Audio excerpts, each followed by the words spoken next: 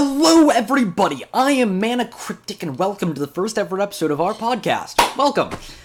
This is going to be looking a lot different in the days to come, but currently it's just going to be kind of me sitting in my bedroom talking about the current state of Magic the Gathering.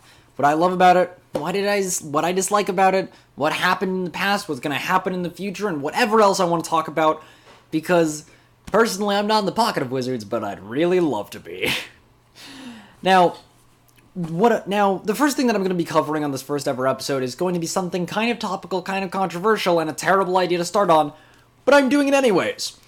Now, as many of you know, Goblin Chain Whirler is a good card. It's objectively one of the best cards that Magic has printed in the past 5 years. It's 3 red for a 3/3 first strike that when it enters the battlefield does 1 damage to all creatures your opponent controls and 1 damage to your opponent. Now, naturally, that doesn't seem very good, but when combined with cards like Beaumont Courier, Shocks, Lightning Strikes, On-Crop, the On-Crop Guy, and other cards like that, alongside Vishano Pyromancer, and even sometimes a Wizard's package, Mono Red is disgustingly good. Hazaret. Sorry, minor cough. Now, counter decks have come up in recent weeks. Some things like Counterfog, White-Blue Control, and decks like that, but nothing can hold a candle to the 67% prevalency of a triple red card. It's disgusting.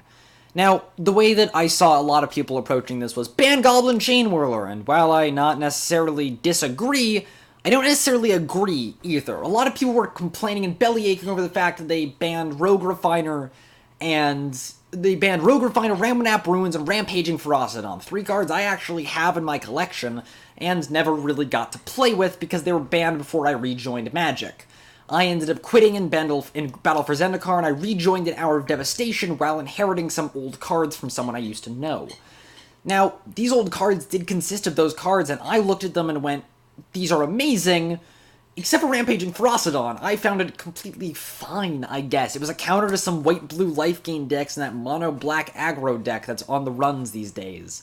But nothing can still hold up against mono-red, so you ban Rampaging Ferocidon? Why not ban the symptom of the actual problem? Why not just go ahead and ban the actual issue out of Standard Hazaret?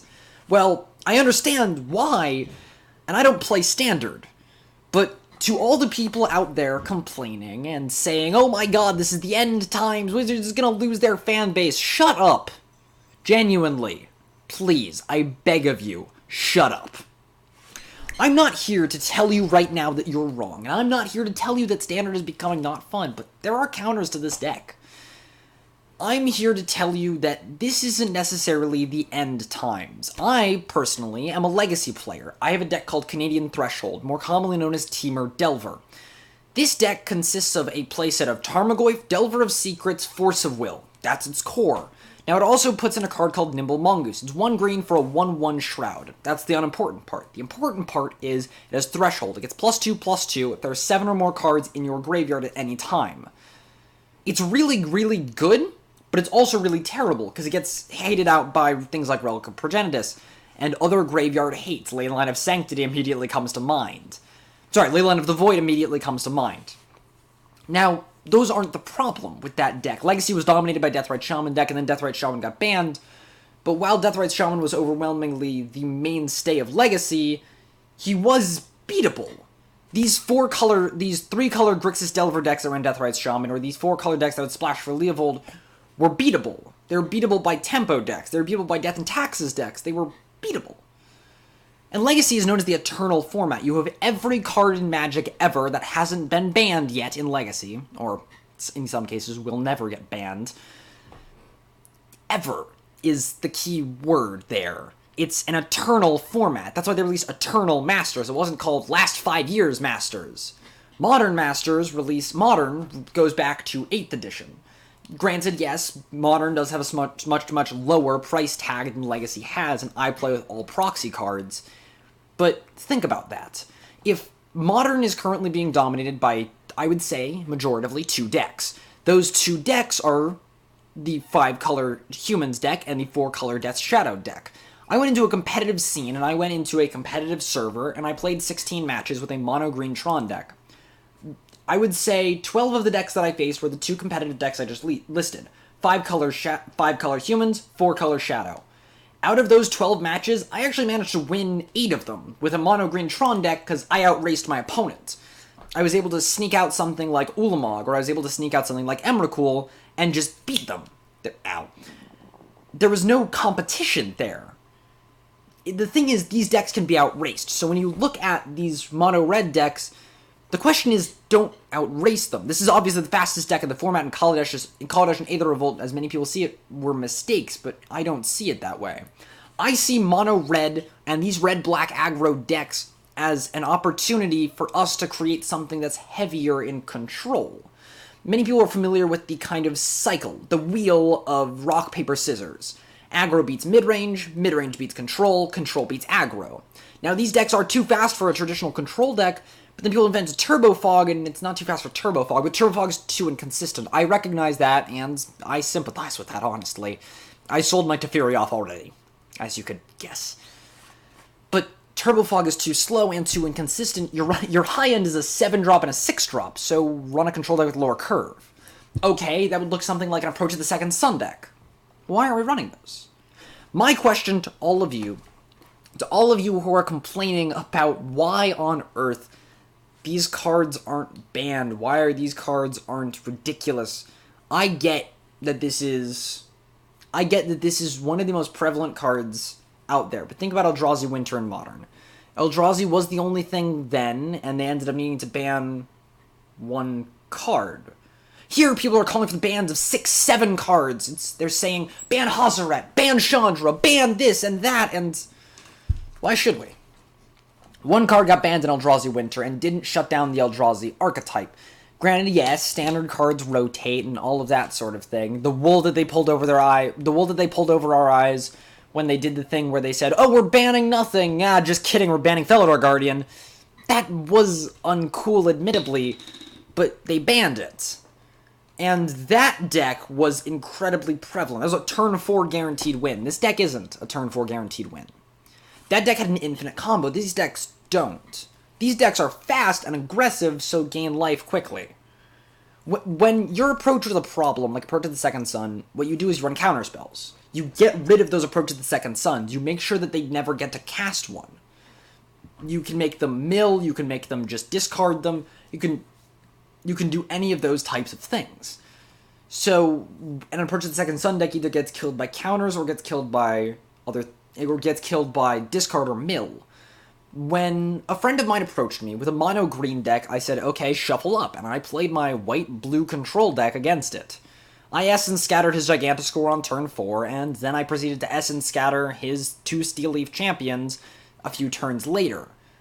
Yeah, I had 3 Essence Scatters in my hand across 8 turns. It felt great. But that's not the point. I won that game not out of sheer resolve or playing all of my Gideon of the Trials instantaneously and beating him down with a beat stick. No. I beat him because I was playing really well and I was playing a heavy control deck that was able to stall for time in the early game and then was able to capitalize on that game, all that time gained in the late game. The problem with red, and the problem with red in my favorite format commander, is there's no card draw. There's no card advantage and there's no ramp. So, when it comes right down to it, you need to outvalue them. So how do you outvalue them? Control decks.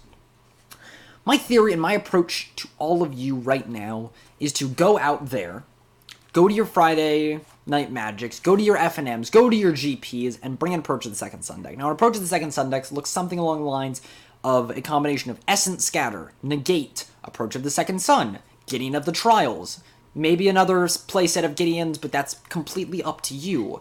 You can even shuffle in a Nexus of Fate and some card draw. No fogs needed. You can either go Azorius or Esper Approach of the Second Sun decks. That's your choice. I am not going to bash you either way. I think both are valid options. But when it comes right down to it, Wizards didn't make a mistake printing Goblin Chain Whirler. Wizards opened the door for us to see that there is a light at the end of the tunnel and to show us that, okay, fine, I get it. Core 19 flopped. Basically every card in Core 19 didn't exactly do as well as people thought it would. I didn't even buy a booster box of Core 19 because I wasn't exactly fazed by the spoilers. I bought a Planeswalker deck to play against some of my friends, the Liliana one. It's really fun to play, I gotta say. Looking through Magic's history and seeing this, there isn't a time that this has happened that I can at least recall in Standard. I joined Standard, not exactly professionally, but I joined playing Friday Night Magics in Khans of Tarkir. My first ever official Standard match, and I started playing Limited in Khans, I started playing Constructed in Dragons. My first ever match was with a Mardu Warriors deck that was great. I got stomped on by an Esper control deck that ran a Dragonlord Ojutai package, Anticipates, and more card fetching. Now, the deck utterly obliterated me, because obviously fetch lands had just rotated back in, allowing for immense amounts of color fixing rapidly, and other things like that. So, what did I do? I didn't give up. That deck wasn't exactly the most prevalent in the meta, but in my meta, in my world, and in my head, that was the deck. That was the deck that would crush me. That was the deck that would absolutely obliterate me in every single case of the word. So what did I do? Did I build a counter to that deck? No, I built a faster one. I built an aggressive teamer deck that was able to stomp on that deck. I never played against that deck again, sadly. The person who played that deck never came to the store again. At least, not as long as I saw him. And to this day, I have sleeves that have the beginning passage of the Raven on the back of them. The Once Upon a Midnight Dreary whole section, that first small paragraph on the back of them. Because what was ingrained into my mind that night was the fact that if there is a deck that beats me, there's a counter to that deck. And if there's a counter to that deck, there's a counter to the deck that counters the deck that counters the deck.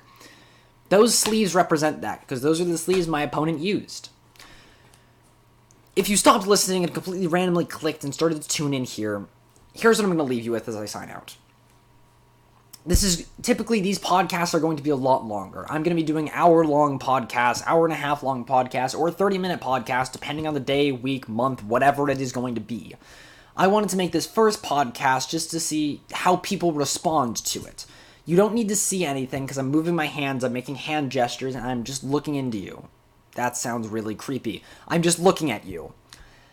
Eventually, moving forwards, Team Mana Cryptic is going to have certain things like graphics. I don't have graphics currently, so I'm pointing at nothing.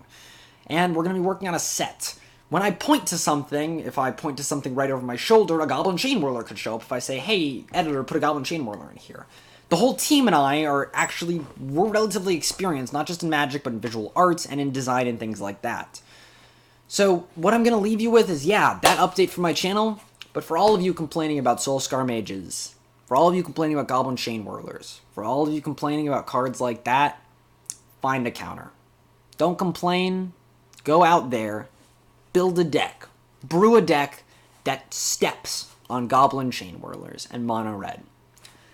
Thank you all for listening. That's Mana Cryptic, signing out. Peace, y'all.